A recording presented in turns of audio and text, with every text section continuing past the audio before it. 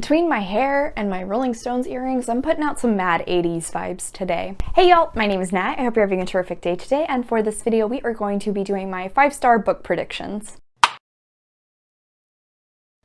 Alright, so like I said, these are 5 books that I currently have on my TBR that I think are going to be 5 stars. I have a variety of reasons for each of these. Some are based on recommendations, others are from what I've read about the book, some are based on my experience with the author or my experience with the topic. I have read from some of these authors, others I haven't and are new to me, but I just really think this book's gonna be something I love. Let's just dive right in. Okay, so the first one is a nonfiction book, and that is From Here to Eternity by Caitlin Doughty. Sorry, this is a library copy, so I'll try to be mindful of the ring light glare. This is a nonfiction book written by Caitlin Doughty, who is a mortician and cremator. She is exploring the different ways that death is handled in a variety of cultures and communities throughout the world. I read her first book, Smoke Gets in Your Eyes and Other Lessons from the Crematory, which is her memoir, and I totally loved it. I really appreciate that Caitlin has made it her goal in life to try and bring this topic that is often terribly thought of and has a very negative connotation around it out of the closet and try to normalize it and showcase to people that it's just a part of life, and one way or another we're gonna have to accept that. She manages to discuss death, which is often considered kind of a taboo topic,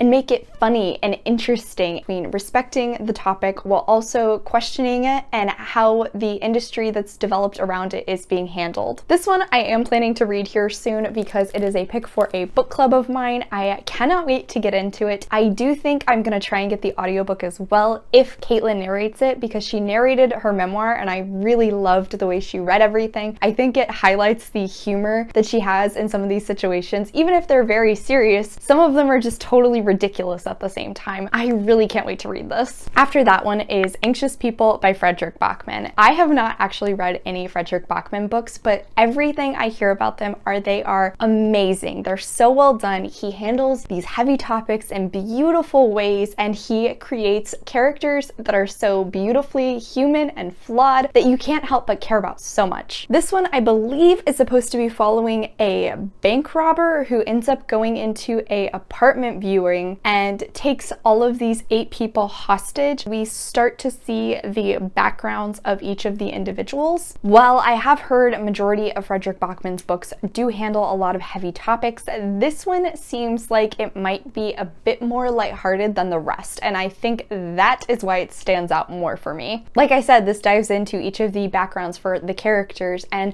because of that I am very interested, since characters are often one of my favorite parts in books. I've heard the development and the background done to each of them makes them so 3D and just hop off the page. I can't wait to read this and hopefully fall in love with these characters and possibly Fredrik Backman's writing as well. After that one, another book by a author I have read and loved previously is Hunger, A Memoir of My Body by Roxane Gay. I read her first book, Bad Feminist, as a part of my feminist reading vlog, and I'll put a link to that right over here. It was so fascinating to see how she dived into all of these different topics that are intersectional and connected to feminism. For me personally, I was a really big fan of the media chapters where she discusses the influence that it can have on us and then the influence we have on it. Although many of her opinions are very similar to my own, I still loved getting to pick her brain and see what she thought about them. There were a few comments in Bad Feminist relating to Gay's issues with an eating disorder, and I was really interested to see more of that from her. I think she has a very interesting way of looking at things that I would love to see when turned towards food, weight, and self-image. Those are the 3 main things that I believe this memoir is supposed to be diving into. For anyone who doesn't know this about me, my thesis in college for communications was the effects that advertising has on young women when looking at their self-image, their self-worth,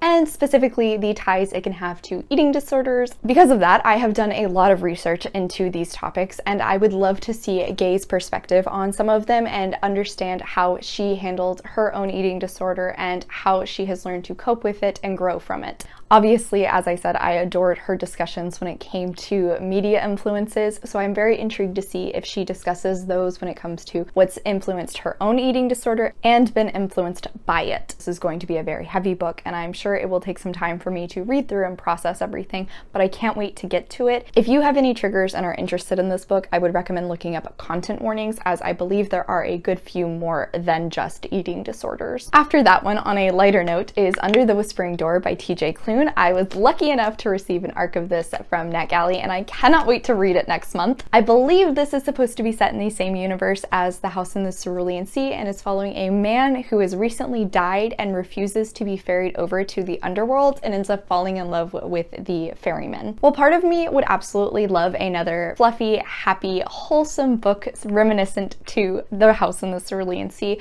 I do think this is supposed to handle some heavier topics. Because of that, I'm expecting that I'm going into a book that has the whimsy of Cerulean Sea, but the emotional punch of the Green Creek series. I can't wait for that combination, and I really am excited to pick this arc up next month. Finally, the last one is another nonfiction book, and this one is going to be a very long title that I'm going to actually read off. The Woman They Could Not Silence, the timeless story of an outspoken woman, the men who tried to make her disappear. I feel like I missed an "and" when typing that. This is a book by Kate Moore, who also wrote The Radium Girls, which was another nonfiction book I read prior to joining BookTube and really enjoyed. This is the story of Elizabeth Packard, who was married to a man that ended up institutionalizing her because she started to become too independent and speaking back against him. Turns out once Elizabeth has been institutionalized, she learns she's not the only woman this has happened to. I was fascinated by Moore's first book, and I am equally enamored to get into this one. I think it's fascinating that Moore is taking these stories of forgotten women in history and bringing light to them. I really enjoyed her writing style in Radium Girls. It somehow manages to mix an outside narrator commentating the history that's taking place and a character that is actually the individual we are learning about. She manages to make the story feel fiction-y even though you realize these are true events. Rosie Cockshut did a glowing review of this book. I think she got an arc, and ever since then I've been dying to get my hands on it. It has constantly had at least a month hold at my library. On top of that, I believe this book is over 500 pages, and we all know I'm a little scared of big books, so I think I just officially need to take the plunge, hop on the waitlist, and pick this baby up because I'm sure I'm going to fall in love with it just like I did her first book. Okay guys, so that is it. Thank you so much for coming to my channel today. I really appreciate it. I have my Goodreads, Instagram, and Storygraph all linked in the description down below if you would like to keep up with what I am reading. While you're down there, make sure you hit like and subscribe. I come out with videos on Monday and Friday, but until then, I hope you continue to have a terrific day.